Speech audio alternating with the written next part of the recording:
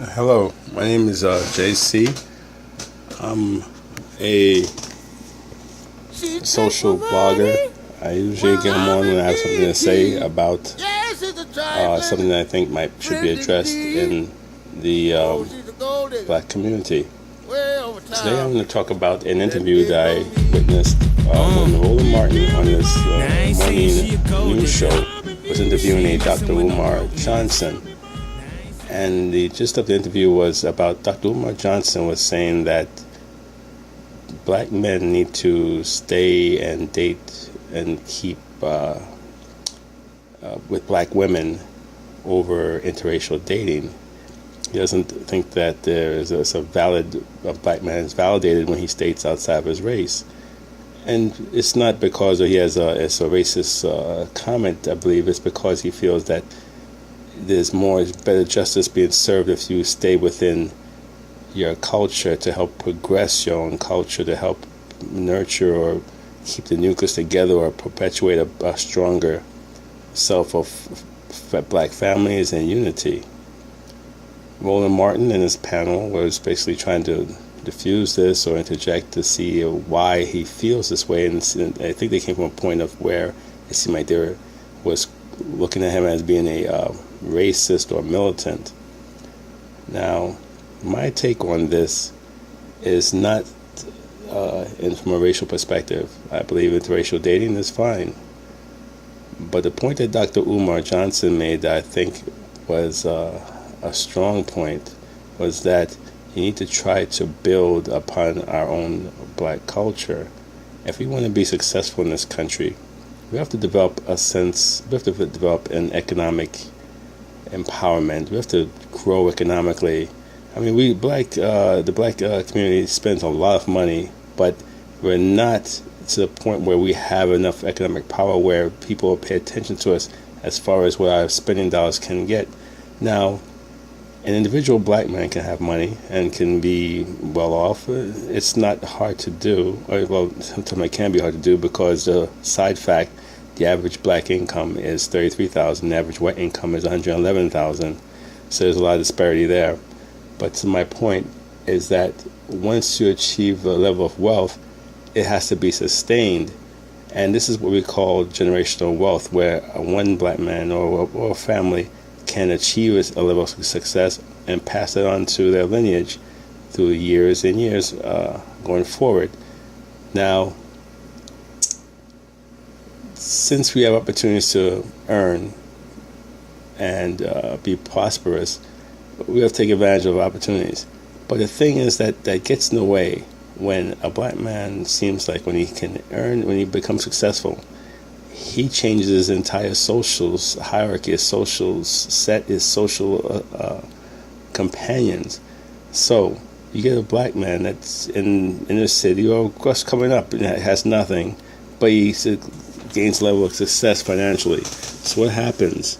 Well, he gets exposed to a lot of different cultures. Mostly, he's in an environment where he's pretty much a minority as far as the only black person there will laugh all the type of people around him. So what happens? He he gets involved with women, mostly white women, and he leaves them, and he leaves his wife or girlfriend, that's a sister, for the white woman because of the brainwash that goes on from years and years that black men think they need to have the white man's prize and date white women, and that's a trophy for them, and that's an achievement, an accomplishment, a level of success. Now, if that's the case, fine, if you feel that way. My point, though, was generational wealth. If that man, say a black man is an earner, say he makes about $10 million, $50 million a year or whatever in that respect, now he marries a white woman. Now, they'll have kids. The kids will be mulatto, most time they're light skinned. And they'll go to school, and most likely he'll go to school in a white neighborhood. In that white neighborhood, he's going to meet other people that are white. And most likely that child will marry a light skin or a white person, and then that even lightens up the color more. My basic point is that if the guy, say Leroy Brown, came into money and he married into a white culture, in 2 or 3 generations, that money is going to be right back into the white stream. financially or economically, because through his marriage, through his kids' marriage and his grandkids' marriage, most likely going to marry kids that are white, or in that respect, and just because of the exposure they have. And then the money that Leroy Brown made 2 generations later is going to be under some name like Chadsworth, because the kids were married into the white culture. And the fact that he earned that money from before would be lost to the fact that now it's under a white umbrella. So you lose the generational wealth. Generational wealth is something that can help us become prosperous as a culture, as an ethnic group going forward. Without that, it's hard to be successful in America, especially if you can't command your own dollars. And the point is with my blog here is that I see a lot of our brothers that are successful. They go and change the direction of who they date, and there's no shortage of white women available if you have money in your pocket. No disrespect to white women, but it just seems like they're thrown at you in society, and it's just what they see. And the black men take the bait, and they go off and they change their entire step. Case in point, O.J. Simpson, really, even if he might killed him or not, but if he had a beautiful black woman that took care of him and his 2 kids, got a little money in his pocket, and abandoned her for a woman he met in the nightclub. And then the story, as you see told, it changed his whole life, and he has been home since. He's like lost in Babylon, as they would say. Michael Jackson, he didn't even have the kids from his own gene pool. They adopted these European kids, and bang, he's gone. And now all that money Michael Jackson made, the most successful black man or most recognized black man in the world at one time, all his money is going to be in these kids' hands, and they're going to be in white culture, and that money, Michael Jackson's money that could easily perpetuate generational wealth, is going to be lost into a white community, and it's going to be known as white wealth. So that's a typical example of how the money is lost. The economic power and growth is lost because of choices you make. As I said before, I'm not against interracial dating. If you're broke or you're born with a limited amount of resources, and you meet a woman or a man that's of different culture, and they 2 are in the same situation, you go together and you get married, and I have no problem with that, because that's not economic wealth. That's not perpetuating or holding back the financial growth. If you become successful after that, God bless you. That's great. But that's not the ones I'm talking about. I'm talking about the men that change gear, or women that change gears once they have a little bit of economic flexibility or economic growth, and they change gears midstream so they can live whatever dream they think is important, and we lose the dollar value. So this is strictly what I'm saying here is the opportunity to perpetuate the growth of the culture of the black community economically, because the dollars are being siphoned off by the men that go out, and with their newfound wealth and fame, they switch gears and deal with someone outside their race. And like I said, as you lighten the people up, they'll go into a new culture, and that money will be lost in about 2 or 3 generations. You won't even see it. There won't be a mention that white person 3 generations ago was a great-great-great-grandfather was a black man. But the money's now in the white community.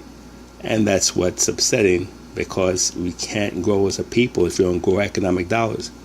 So Dr. Umar Johnson, his belief is a little radical to the point where he says that it's a disgrace for a black man to be with anything but a black woman.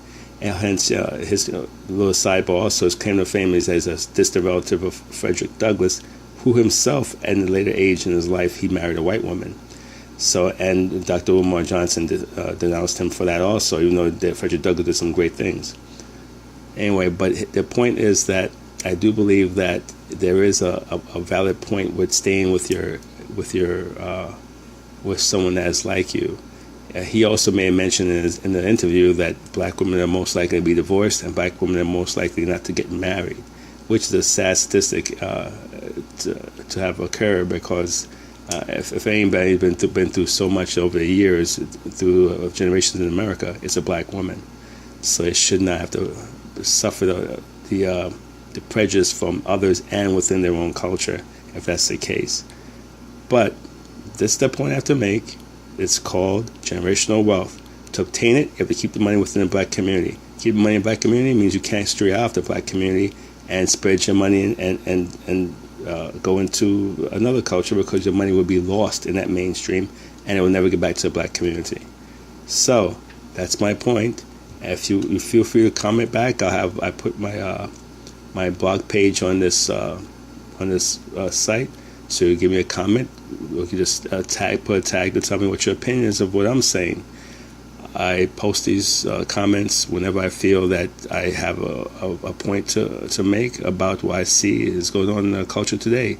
Hopefully it's enlightening to you and anyone else that's listening to it. But I welcome your opinion or your critique of what I'm saying. How, if you agree with me or don't agree with me, I like to know, because I will continue to be heard and make my statements out there as often as possible. Thank you.